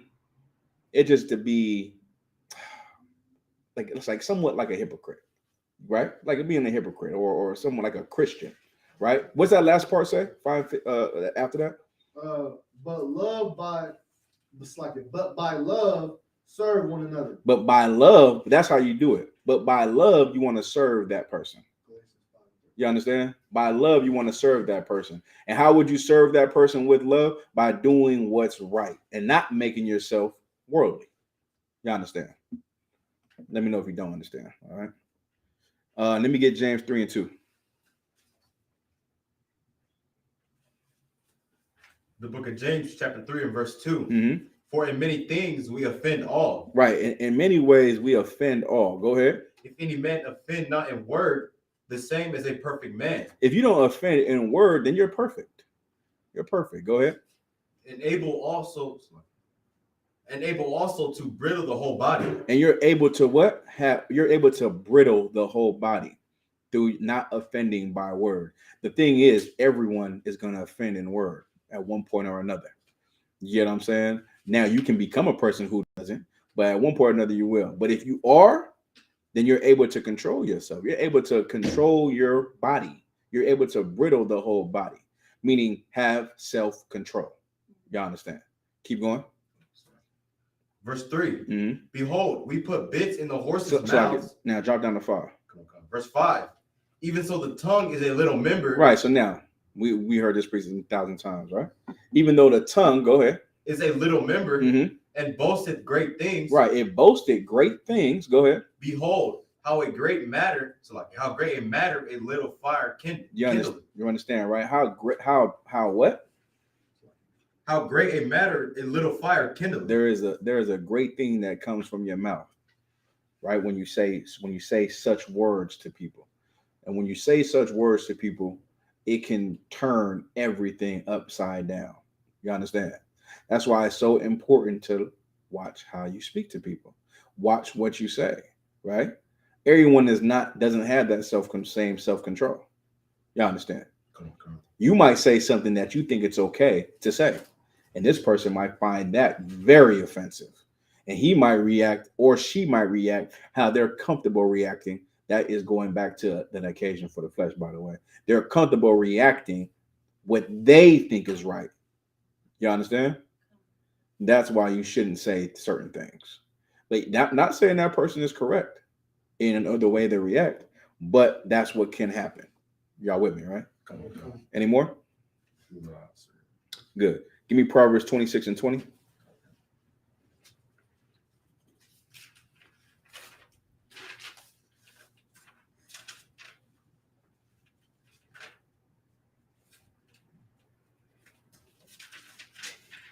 The book of Proverbs, chapter 26 and verse 20. Chart at 18. Come on. Verse 18. As a madman who casteth firebrands, arrows, and death, so is the man that deceiveth his neighbor, and saith, Am I not in sport? Am I not in what? Am I not in sport? Read it from the top again. The book of Proverbs, chapter 26 and 18. As a madman who casteth firebrands, arrows, and death, so is the man that deceiveth his neighbor, and saith, Am I not in sport? Right. This cat is a jokester. He likes to joke. And there's a thing with joking, right? People can be funny. Ain't nothing wrong with being funny. There is something wrong with poking fun at somebody. You understand? Black people and Hispanic people love to do that. Love to roast people all the damn time. Just making jokes all day, every day. Some people don't find that funny. That's why he said, Am I not in sport? Right? Read it from the top. As a madman who casteth firebrands, arrows, and death, so is the man that deceiveth his neighbor. Go ahead. And saith, Am I not in sport? Go ahead. Where no wood is, there the fire goeth out. So where there is no talebearer, the strife casteth. Keep going. Verse 21. As coals are to burning coals and wood to fire, so is a conscious man to kindle strife. So is a what? So is a conscious man, right? Come on. To kindle strife. That's what he does, because he thinks things are a joke with his sarcasm. Go ahead, Doc. Sorry, sir. What precept is this? This is Proverbs 26 and 18. 26 and 18 through 20. All right. Give me Proverbs 12 and 18. Come on. You gotta be careful with sarcasm. So be careful with joking all the time. Y'all understand? Okay. Like joking on somebody it depends on who it is. Some people don't, they might joke, shoot back, right? And it's funny and all that. But it gets not funny after a while. To me, I hate it. I don't have no jokes. You get what I'm saying? I don't have any jokes at all. So don't joke with me. You get what I'm saying? I don't find anything funny like that. You joke making fun of me, right? I don't want to fight. Now, of course, we can't fight. But that's what I'm gonna want to do. You get what I'm saying? And some people might want to fight you too. So you want to just be careful with that, all right? Go ahead. The book of Proverbs, chapter 12 and verse 18. There is that speaketh like the piercings of a sword. There is that speaketh like the piercings of a sword. Go ahead. But the tongue of the wise is held. Say it again. But the tongue of the wise is held. That the tongue of the wise is what? Is held. Is what? Is held. What is what spell held? H-E-L-T-H. Health. Right. Health? Health. H-E. Say it again. H-E-A-L-T-H. Okay, the tongue of the wise is health. Read it from the top. The book of Proverbs, chapter 12 and verse 18. Mm-hmm. There's that speaketh like the piercings of a sword, but the tongue of the wise is held. Mm-hmm. Verse 19. The lip of truth shall be established forever. What does it mean when it says there's one that speaketh? One more time from the top. Slack it. There is that speaketh like the piercings of a sword. Mm-hmm. What does that mean? Sis. Your tongue is like a sword. It's like a double-edged sword. Quasi, what you gonna say? I was gonna say there's some words that can hurt you. Yeah, that's it. There's some words that can hurt you. Words can hurt you. Why words can hurt you? What this person is saying is it could be fine, very offensive. You know what I mean? There's a way to talk to somebody. Though this person might be saying something true, he is or she is saying it in a way that a person will not receive. Yeah, they're not going to receive it, right? They're not going to receive it because it's not in the correct spirit. But there is a person who speaks who can help you, right? And it's healthy, right? It gives you a healthy, what's that word? Perspective, right? Perspective on how you're living. This person is helping you. He's healing you. You understand? Okay. There's a way to talk to someone where you can. There's ways where you can check somebody, and in this checking, this person knows that this is a correct checking. You know what I mean? There's other way someone gets checked, and even though this person who's checking them is correct, it is borderline something. You understand, right? It's borderline like, God, okay, well, what? All right, Jesus Christ. You know what I mean? We're gonna have to counsel after this checking, right? So there is a way that you can speak to someone where they can absolutely feel like, no, that brother helped me. You understand, right? Go ahead. It's like, sir, I forget it's a precept. I know it's in Corinthians that talks about how the tongue can spark a big fire. It's like James, we just read it. It's James 3 and 2. Or 3 and 5. Which one was it? 3 and 2. 3 and 2 and 5. Okay.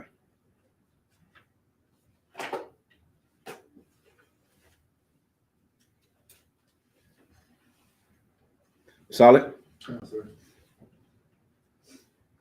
All right, let's move on a little bit, okay? Let me get Proverbs 18 and 21.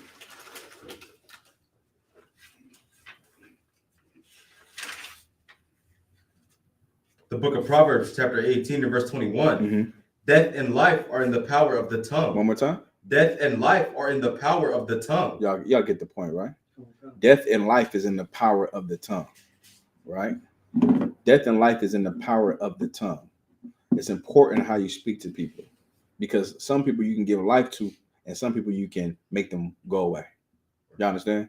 Some people can hear the truth if you say it correctly in a way that, damn, that was real. And then other people might hear it and be like, well, damn, that was rude, right? That was evil as hell, right? You want to say everything. Where's that precept? From that precept, say everything what grace and salt in Colossians, I believe, right? Salakia. Be seasoned with salt. One second.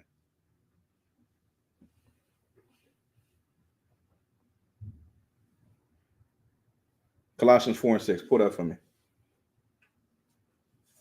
And then also give me Psalms 141 and 3.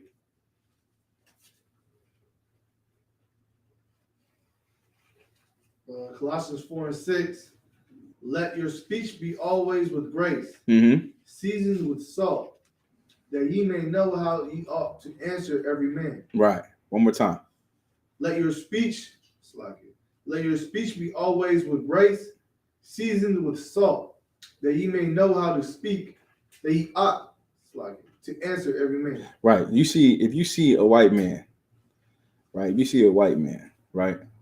Let me see. What would you see him?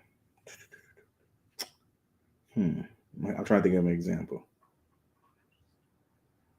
Say if some white man came to you, right?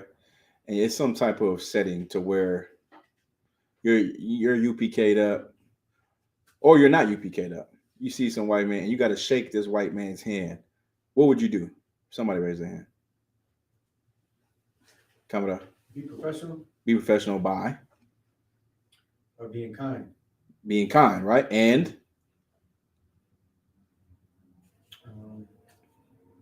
shaking his hand. Oh, kind. You got to shake his hand, right?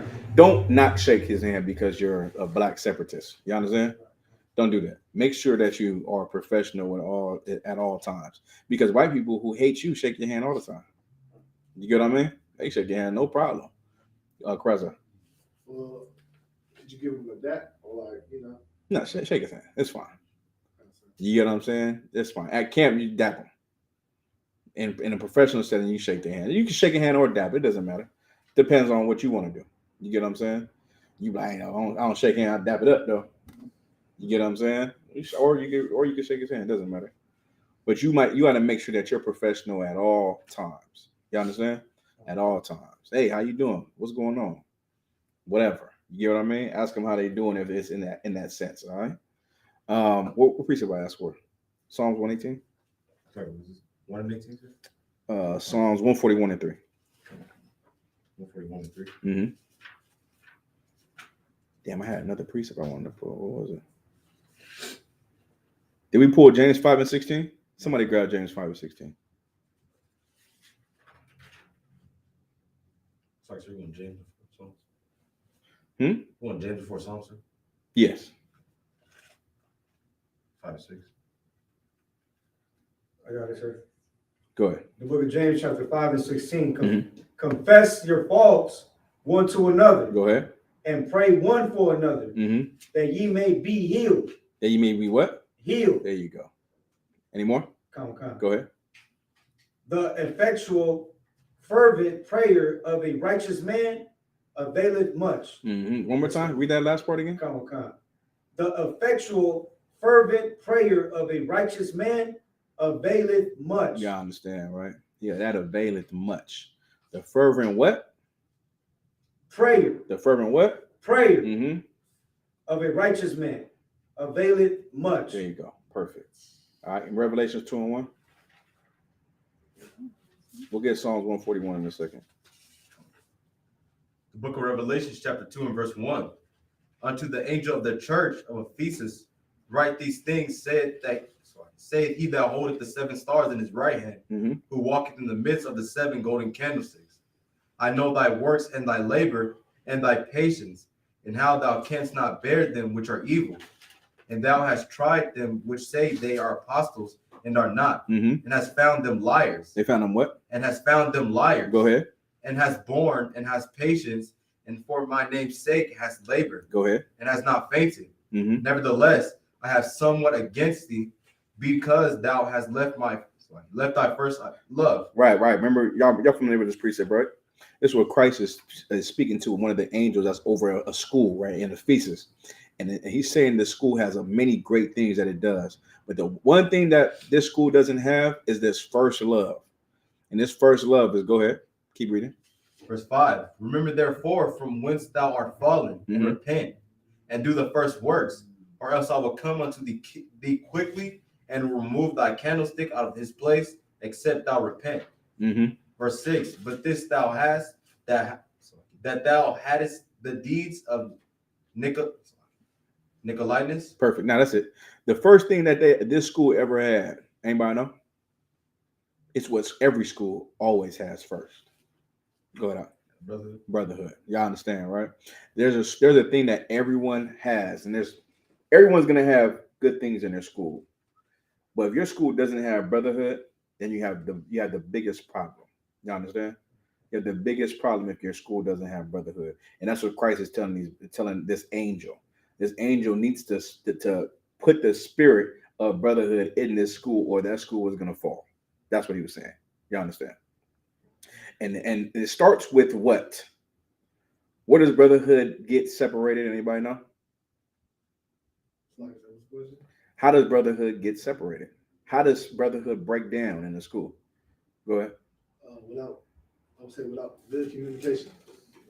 Without Isolation. good communication, isolation. Go ahead. I was gonna say not taking each other counsel. Not taking each other counsel. Excellent. There's something we touched on, but go ahead. Somebody give it to me. Go ahead. By not greeting them. There you go. By not saluting them. You get what I'm saying? That's how it starts.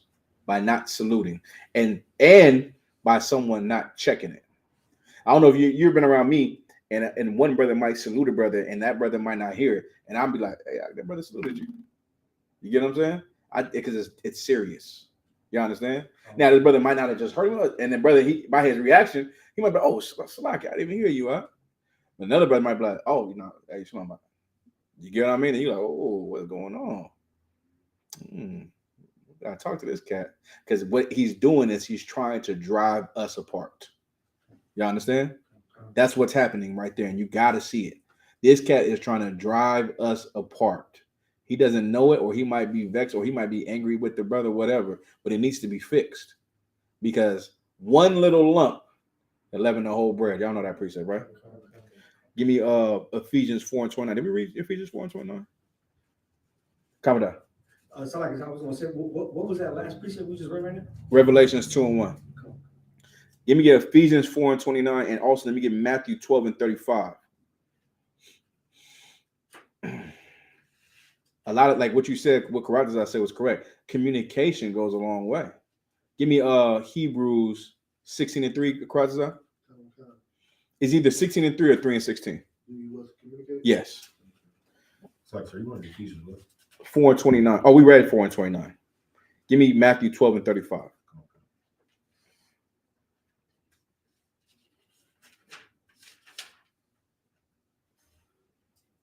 The book.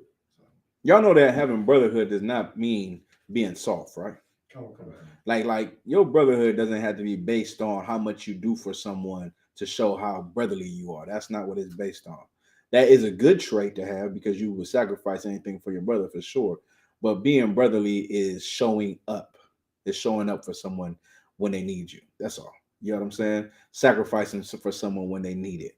Being brotherly is, doing everything we do in here already.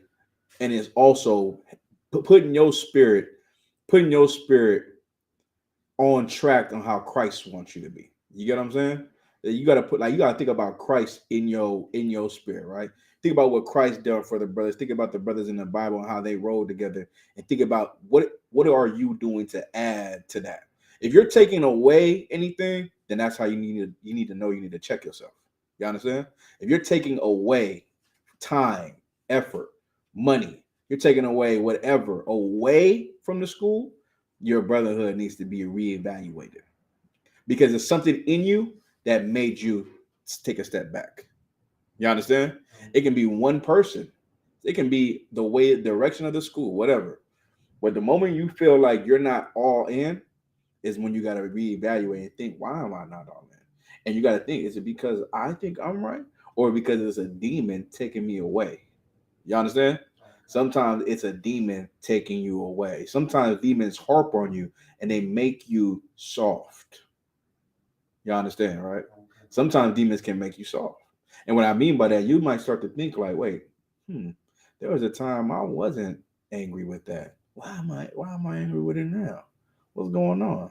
Why am I upset with this now? And I never was upset with that. You got to look at those things. Those things can get tricky. Y'all understand? Let's read. Matthew 4:25. Matthew 12:35. 12. Yeah, 35 and 30 through 37.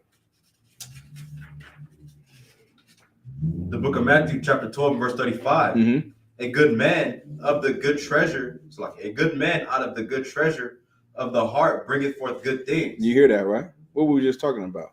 A good man of what? Out of the good treasure. It's like, out of the good treasure of the heart bringeth forth good things. In his mind, he bringeth forth good things to this brotherhood. He bringeth forth. Go ahead. And an evil man out of the evil treasure bringeth forth evil things. And an evil man out of the evil treasure, he bringeth forth evil things. Keep going. Verse 36. But I say unto you that every idle word that men shall speak, they shall give account thereof. You understand? Hold on, right there. Every idle word that a man shall speak, he should give account for. Go ahead. they shall give account thereof in the day of judgment. Mm-hmm. For by thy words thou shalt be justified. That's how you be justified, by your words. You understand? By the things you say, that's why you will be justified. Go ahead. And by thy words thou shalt be condemned. And by thy words you shall be condemned. You see how hard it is you see how difficult it is to make sure that you're disciplined at the mouth, because that's how you're going to be judged. You're going to be rewarded by how you speak, and you're going to be damned by how you speak and what you say. You understand? Okay. So if you are a brother who speaks evil about the school, speaks evil against brothers, the Lord is taking account of that. There's an angel who writes endlessly about things that people say. And he's going to bring up in April 21st of 2018. Did you say this about this guy? I mean, of course you said it. This is what you said about this brother right here. Yeah, you said that he was a no good bastard that thinks he's cool because of his rank. Why did you say something like that? Why would you say that when you see him that you gonna spit in his food? Did you spit in his food? You get what I'm saying? Like these things you're gonna be accounted for every word that you say. You get what I'm saying? So you got to be careful on what you speak of. Right. Be careful how you say things. Those things go a long way with the Lord. You understand? Okay. So is that end of 37? Come on. All right, take me to Matthew 15:11. Anybody holding the precept? Sir. Go ahead. I read it for me. Hebrews 13:16. This Hebrews 13:16. Go ahead. But to do good and communicate. So like, come back. You got it. Read from the top. Hebrews 13:16. But to do good and to communicate. But to do good and to communicate. When we have brothers, right, and we're working towards a common goal, we have to communicate with each other constantly. Constantly, we have to communicate. When you have a spouse, you have to communicate with them constantly. When you have, people that you report to, you have to communicate constantly. You understand? Read it from the top. Hebrews 13:16. But to do good and to communicate. But to do good and to communicate. Go ahead. Forget not. What? Forget not. Stop forgetting. You understand? Stop forgetting. Forgetting is, what is forgetting like? Somebody give me what forgetting is like. Example? Yeah. Not replying back. Forgetting is, we're not replying back. It shows what? What does it show? Go ahead. Undermine? Huh? Undermine? No, not undermining. Oh, Quan. Lack of discipline. Lack of discipline is excellent, but there's something else that was on topic. Go ahead. What else is it? Forgetting. Go ahead. Brotherhood? Yeah, it lacks some brotherhood. Huh. You understand? It lacks some. Your brotherhood is lacking when you forget, especially when it's like we're talking about. Like people forget all the time, right? We're not talking about forget to go to the club together. So like, I forgot the club. We're talking about like you forgot to what? You rather check in? You forgot there was camp this Saturday out? You forgot to pay your building fund? You forgot this? You forgot that? Stop forgetting. Because it's an excuse. You understand? Read it from the top one more time. Hebrews 13:16. Go ahead. By him, therefore, let us offer slightly. 16. But to do good and to communicate, forget not. Right. If you have to check in, man, I remember one time I didn't check in. I was a trooper. I wasn't even a trooper. I was a young man. And this is General Haas at the time. He pulled this precept so fast on me. I said, damn. And he said, read that for me. And I read it. He said, yeah, it's no excuses. Stop forgetting. Don't forget. You understand? Keep going. For with such sacrifices. With such sacrifices, go ahead. God is well pleased. God is pleased. You understand? God is pleased by that sacrifice. Communication, right? Communication. Somebody look up communication. Because people think communication is just speaking. It's more than speaking, right? Y'all understand that, right? Communication is more than speaking. Somebody look it up.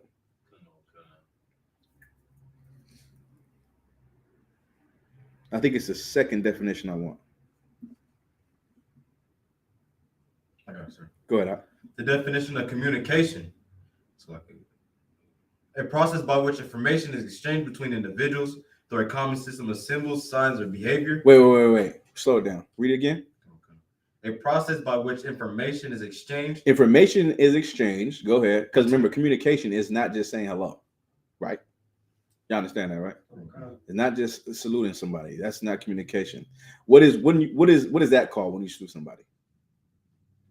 Go ahead. Greeting. Exactly what it is. That's just a greeting. This is communication. Read it again. A process by which information is exchanged. A process where information is exchanged. Go ahead. Between individuals through a common system of symbols. Through a common system of what? Of symbols. Of symbols. Go ahead. Signs. Or behavior. Any more? Keep going. Information communicated. Information transmitted or conveyed. A verbal or written message.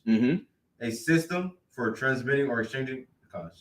Right. No, read that again. A system what? A system for transmitting or exchanging information. A system of routes for moving troops. Perfect. That's wait. A system of what?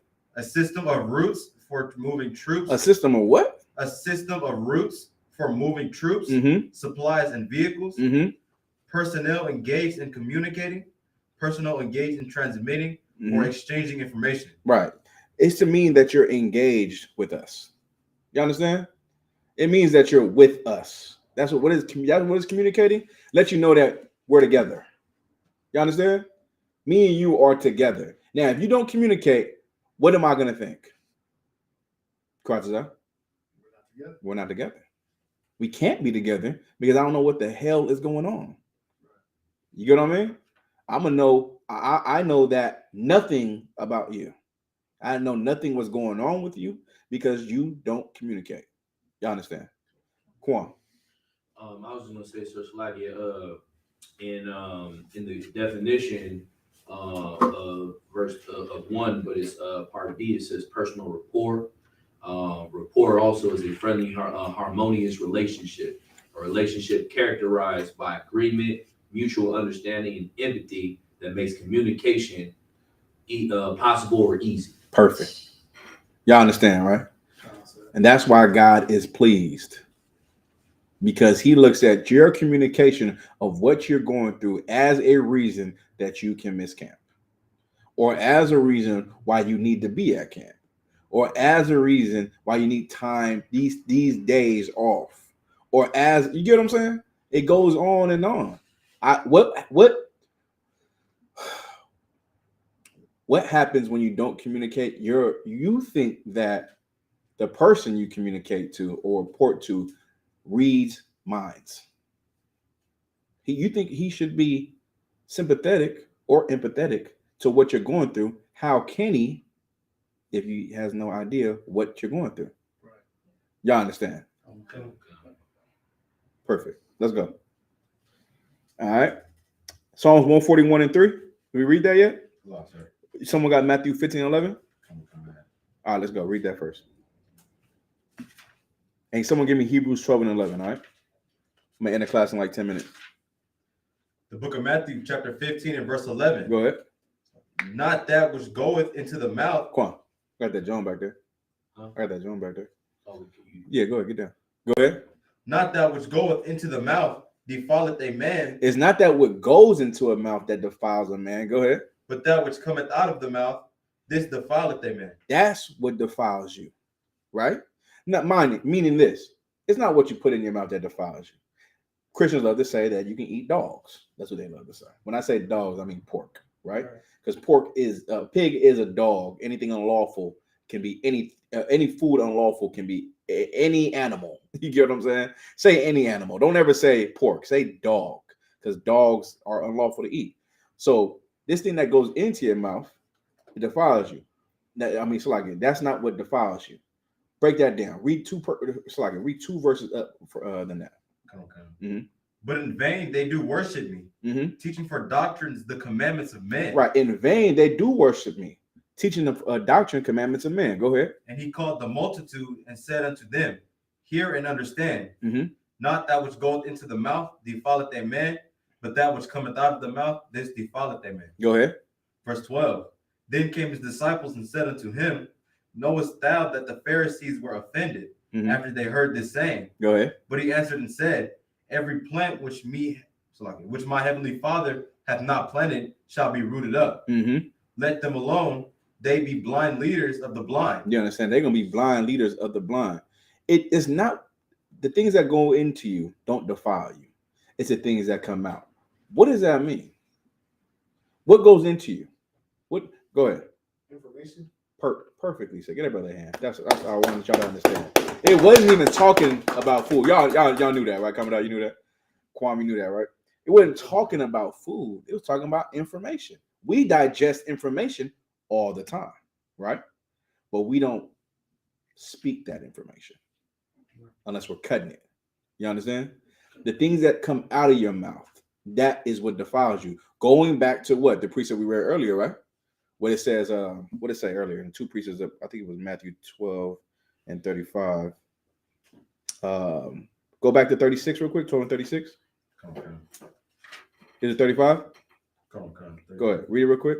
The book of Matthew, chapter 12, and verse 35. A good man out of the good treasure of the heart bringeth forth good things. Keep going. And then evil man out of the evil treasure bringeth forth evil things. Keep going. But I say unto you that every idle word that men shall speak, they shall give account thereof. Going back to that, right? Every idle word that you should speak, you should give account thereof.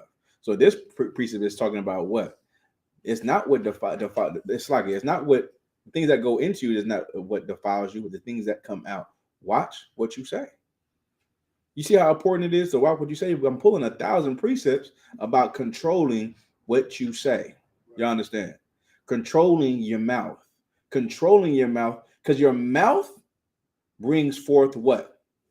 Bigger actions. That's what's in Proverbs. Even though the tongue is a little thing, it kindleth a fire, right? In James 3 and 2, it talks about your mouth.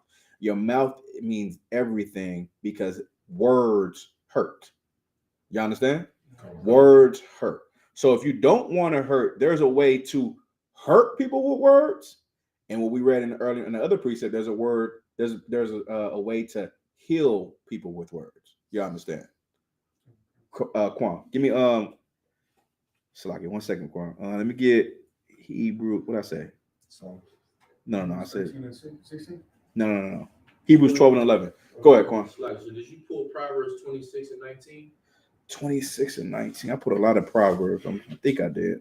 Probably not. Read it for me. No, I did. 26 and 18. 26 and 18. Yeah, we pulled that earlier. Okay. Okay. Did you want to pull it? No. I just wanted to make.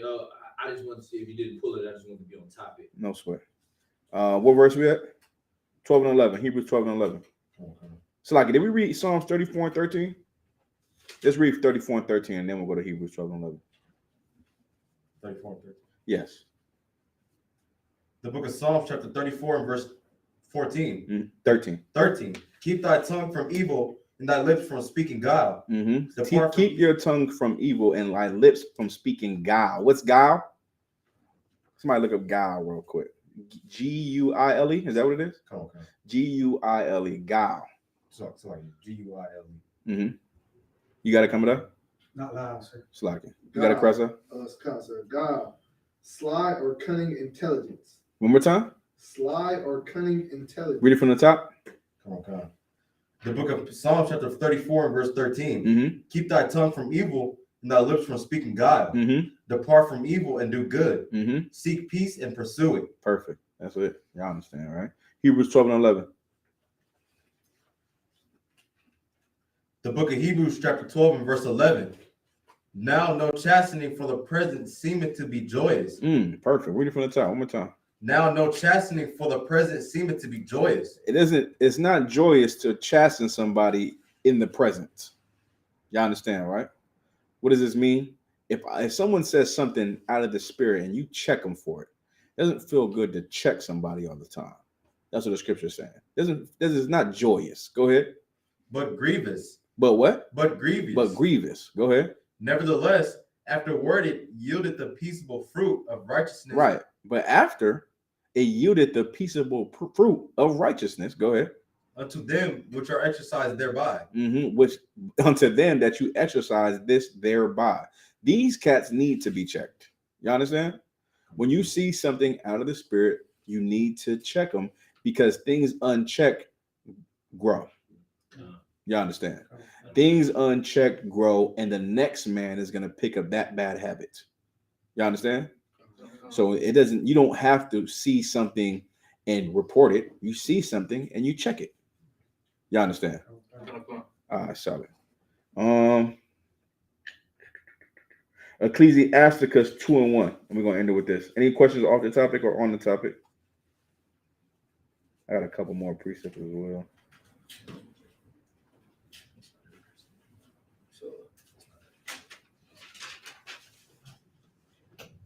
Ecclesiasticus 2:1. Let's go. The book of Ecclesiasticus 2:1. Mm-hmm. My son, if thou come to serve the Lord, prepare thy soul for temptation. Good. Let's go. Set thy heart aright, and constantly endure. Constantly what? Endure. Constantly what? Endure. Go ahead.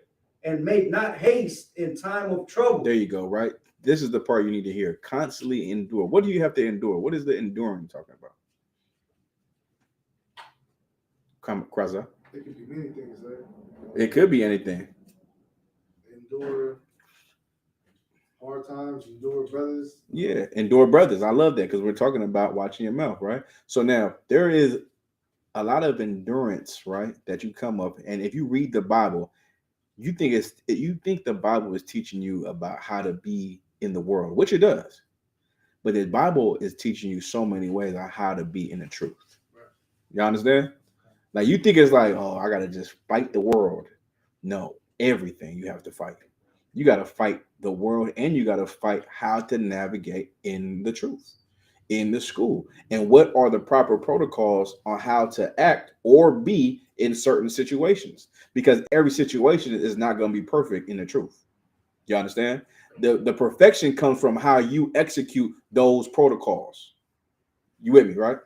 So it's giving you a step by step on how to do things, what to say, what not to say, how to say it, and what should be done if these things be broken. So you navigate that. That's how you find your way into perfection. You understand? So you make sure you do that, right? So when it says endure, constantly endure, that's what it's talking about. Endure those things. If you're not enduring them, it's because you're not properly exercising those steps. So it's never on the instructions. It's always on you, right? Because the instructions are what? Written down. They're written down, and I'm directing you on how to do them. So when you read them for yourself, you say, oh, well, when this happens, this is what I got to do. And when that happens, this is what I got to do. There's no excuse. You understand? There's no excuse in, well, yeah, he infected me, and they was talking about doing that, and yeah, that's why I left the school. Nah, that's on you. You understand? That's on you. That's your problem. Quan. No, I was just gonna say what you said was so heavy because, like, the Christianity aspect of the world tells you all you got to do is believe in Jesus Christ, and then you'll be saved, and then that's it. You don't have to do anything else. Right. But this right here, in contrary, is telling you got to constantly endure. And then, like you hear the Christians say, that's how you get saved. Mm-hmm. And the precept is, in Matthew 24, where it says, "He that endured to the end will be saved." That's it. So that's correct. How they go together like that. Right. So now the instructions in the Bible are saying one thing, and you have to do these things. You understand, right? If you don't do these things, that's how you can start to begin weak. That's how you can start to fall. You understand? And once you fall, then you're falling away more, and you're getting more weak. And there's a scripture in Matthew that talks about, remember them demons that come back to you, right? Yeah, them demons where you cleaned your soul, you cleaned your inside, you cleaned your spirit. And then you start to begin to get fall weakness, right? Fall to weakness. And you have one demon or two demons that bother you. Now you're going to have more demons that bother you. You understand? Because now the Lord is trying to what? What is the Lord doing, Krasa? Prove you. Huh? Prove you. Meaning what? Test you or show, see how strong you are. I wish. What is he doing, sis? He's getting rid of you? Yes. That's what he's doing. He's pulling you away from the truth. He's preparing to kick you out of the school. You get what I'm saying? That's what he's doing. That's when people are going to get chances at this. You understand? Like your mercy runs out, of course. Y'all everybody know that, right? Some people have no leash. Some people might have a lot of leash. But it depends on how the Lord loves you. You understand? If he puts more demons on you, who knows how you'll be? You got so much going on, you might just be on drugs for the rest of your life. You get what I'm saying? You might just be a person who can never get right again. He's preparing you for death because that's what happens when demons take over, right? Demons take over and death comes after because you don't know how to control yourself anymore. Y'all understand? All right. Let me get Ecclesiasticus. So I think I'm done. Yeah, I think we're going to finish the rest of this next week. All right, Akim? We at 1:30. Yeah, 9:30. Yeah. I'll give you these precepts for you guys to put in your notes if you want to put in your notes, right? Ecclesiasticus 41:16 through 20. Then you want 1 Corinthians 6:2. And then you want Luke 23:48. All right. Matter of fact, let's pull Luke 23:48 and we'll end it with that. And that precept with the 7 demons is Luke 11:26. I always put a one in Matthew. What's the one in Matthew? It's the same same story, different account. 12. That's 12. It says the same thing. Okay. Luke 23 and 48. The book of Luke, chapter 23 and verse 48. Yep. And all the people that came together to that sight, beholding the things which were done, smote their breasts and returned. Mm-hmm. And all his acquaintance and the women that followed him from Galilee stood afar off, Go ahead. beholding these things. And behold, there was a man named Joseph, a counselor, and he was a good man and a just. The same had not consented to the counsel and deed of them. He was of Arimathea, a city of the Jews, who also himself waited for the kingdom of God. This man went up to Pilate and begged the body of Yahushua, and he took it down and wrapped it in linen and laid it in the sepulchre that was hewn in stone, wherein never man before was laid. And that day was the preparation, and the Sabbath drew on. And the women also which came with him from Galilee followed after, and behold the sepulchre, and how his body was laid. And they returned and prepared spices and ointments and rested the Sabbath day according to the commandment. Oh, okay, perfect. So like that one was leading into my Sabbath day precepts, by the way. Salakia. So you can put this in your Sabbath day precepts. Luke 23:48, Mark 2:24 through 27, and also Luke 14:5. All right. With that, I'm gonna pass class over to preaching officer Karatazar.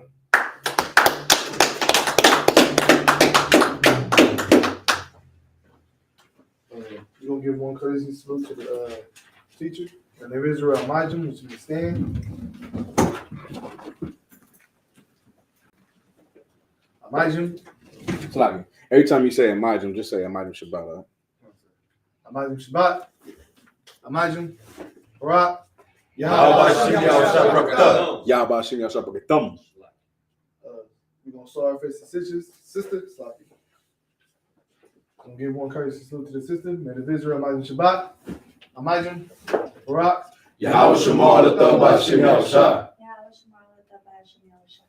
Yashmatah, class dismissed.